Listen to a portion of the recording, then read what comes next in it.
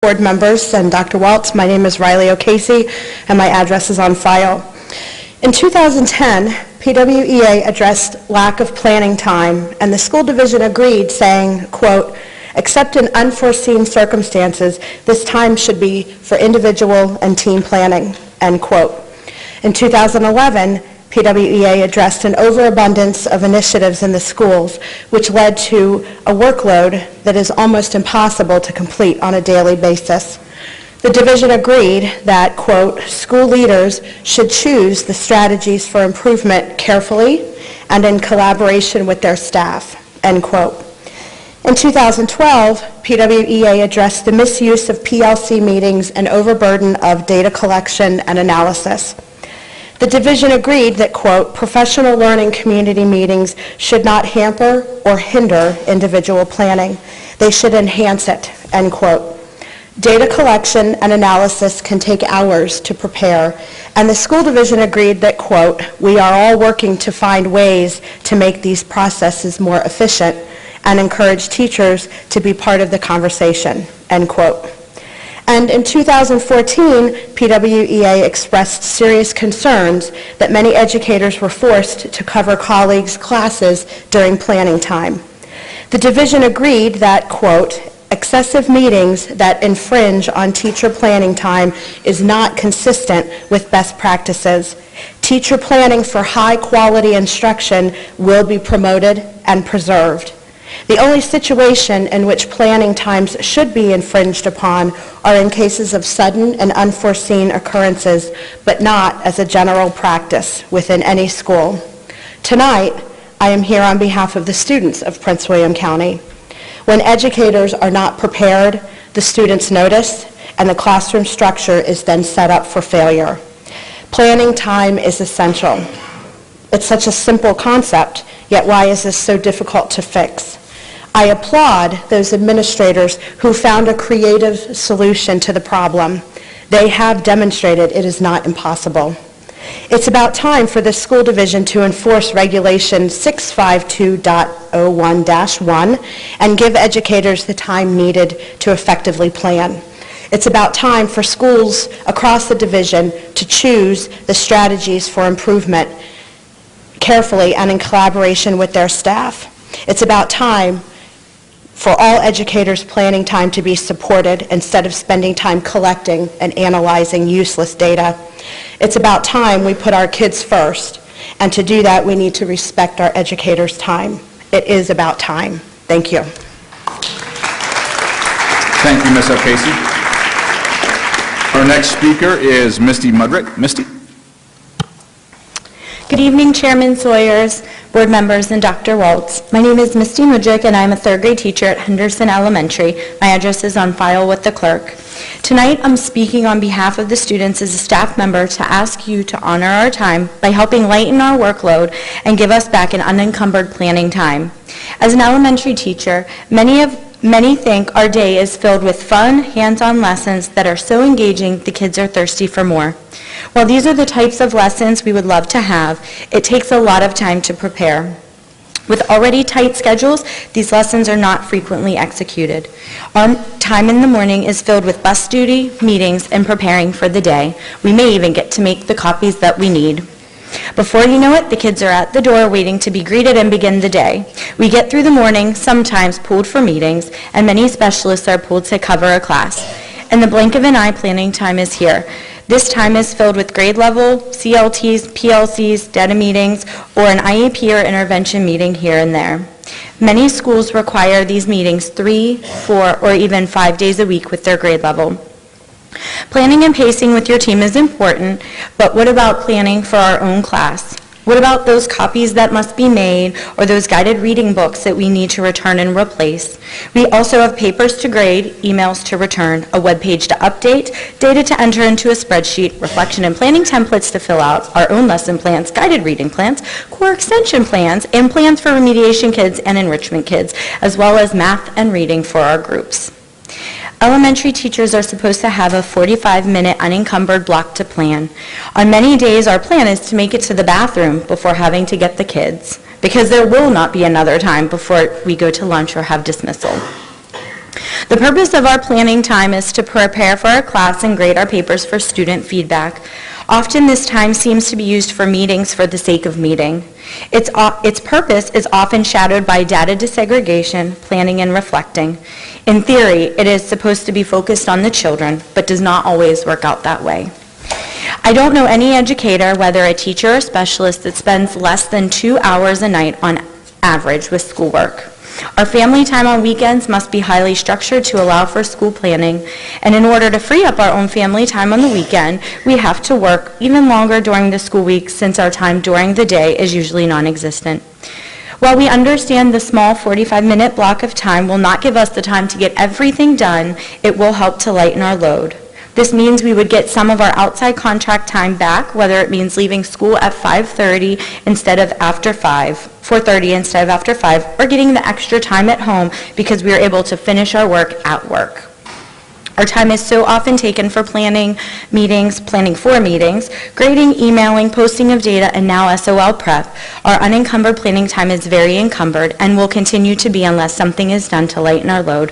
We need your help, and I would end by asking each of you to show that you understand a student's success is directly impacted by the time spent with the staff member. Please help us do our jobs to the best of our ability. It's about time. Thank you. Thank you. Our next speaker is Robin Hilliard.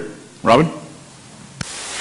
Distinguished members of the school board and Dr. Waltz, I am Robin Hilliard and I work at Benton Middle School.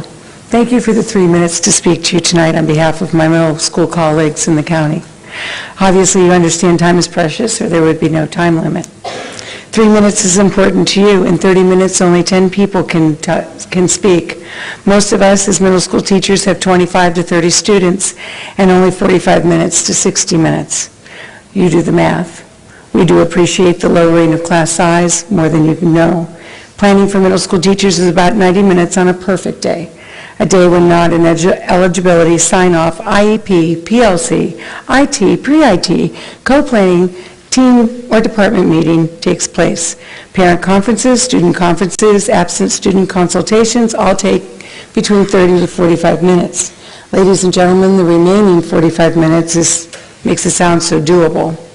If we were not asked to cover a class, assign a duty, or answer emails from about 280 parents, 110 students, 80 to 90 colleagues, 4 to 5 administrators, and the front office personnel, then we have tests.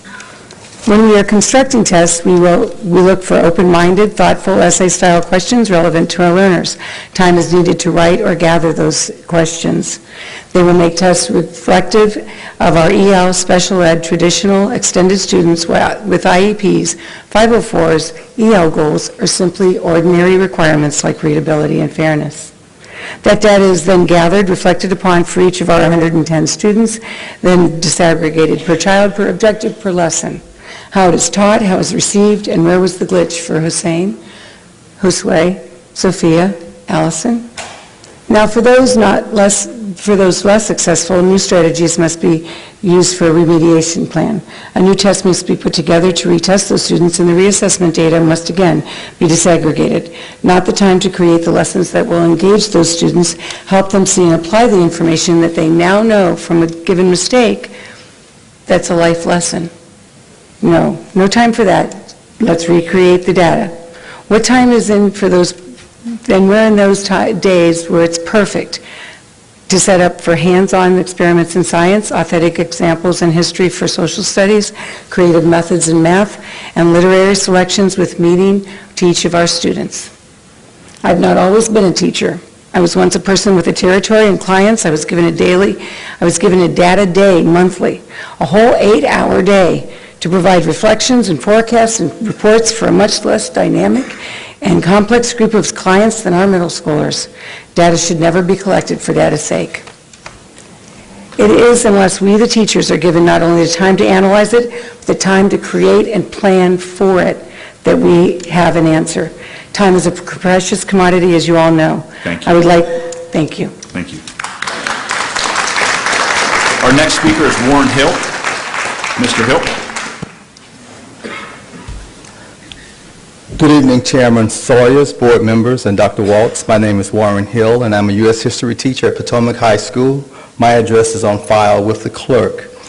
I'm very proud to be a teacher in Prince William County and at Potomac High School, where I have the opportunity to teach students who have the desire to learn and where there is a supportive administrative team.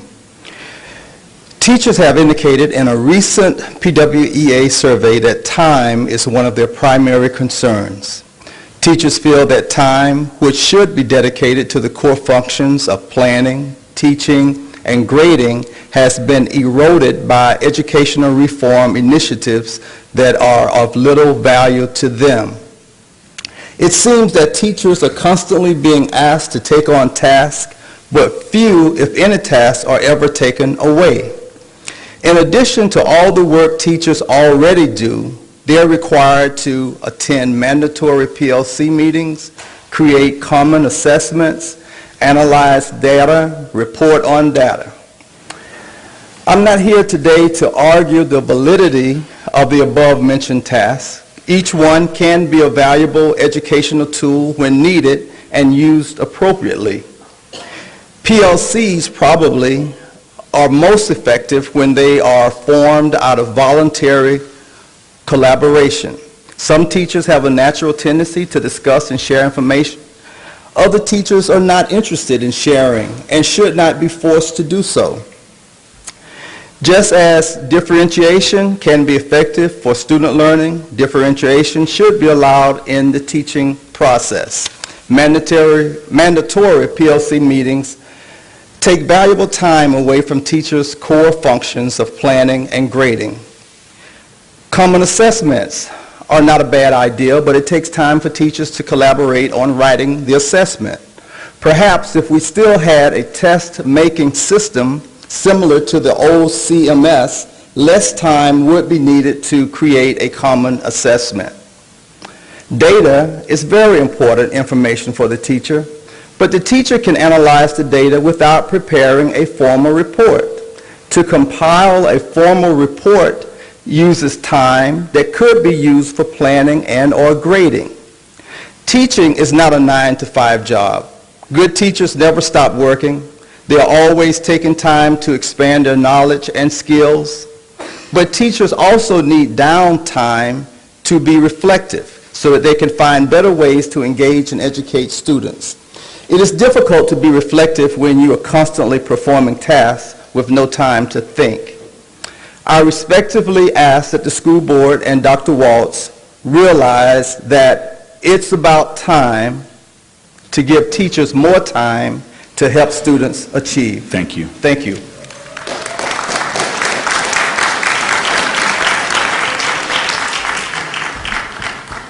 Our next speaker is David Kinsella. Mr. Kinsella. Chairman Sawyers, board members, and Dr. Waltz, my name is David Kinsella, and my address is on file. The teaching profession is faced with significant challenges, and our time is not being respected. An educator's time can be divided into two categories: contact time with students and non-contact time with students, and that non-contact time consists of time that we spend not teaching. And that means being engaged in documentation, meetings, grades, other duties as assigned, inputting data, and of course endless data collection and data analysis. The list is basically endless. If we want to deal with the problems around teacher workloads and the caseloads for specialists serving our students with our disabilities, then we need to deal with the causes of it. Unnecessary work consuming teachers' planning time and the time of many of our education support professionals. That even includes our bus drivers. Our time should be focused primarily on students and their growth and achievement. This is not helped by overcrowded classrooms and driving caseloads ever higher. When do our students get to be the focus of our time and energy? What's the justice of taking more time from educators that could be devoted to our most vulnerable at-risk students? The workload generated by mandates for documentation and data collection are major causes of frustration. They cut into all of our time to work with students and to serve them best. To reduce these demands, we need to continue to fund class size reduction, caseload reductions, and this board needs to make a commitment to a step increase regardless of what the BLCS comes up for with a rate. The needs of our student population, the school climate, and the salaries all contribute to the decision whether we'll stay in this county or leave. This is a very competitive area, and PWCS is not keeping pace, which is not helping with teacher retention either. Our best and brightest educators are leaving for other school districts. And this fact alone constitutes an injustice to the students that need them the most. Our students need to have teachers with high morale delivering education each and every day. The morale right now cannot be categorized as being high. The solution involves systematically reducing demands on teachers by honoring their time and putting the focus back on kids. It is about time. And when you honor the time of educators, you really honor our students. It's about time that we reduce the unreasonable workload expectations and put kids first. And I totally believe in that each and every day. That's why I come to work. I don't come to work just to do meaningless documentation and data analysis. I'm here for kids, and I think everybody on the school board is all about that as well. And for my last thing, I want to do a little handout here, and I hope you all appreciated the presentation. Thank you.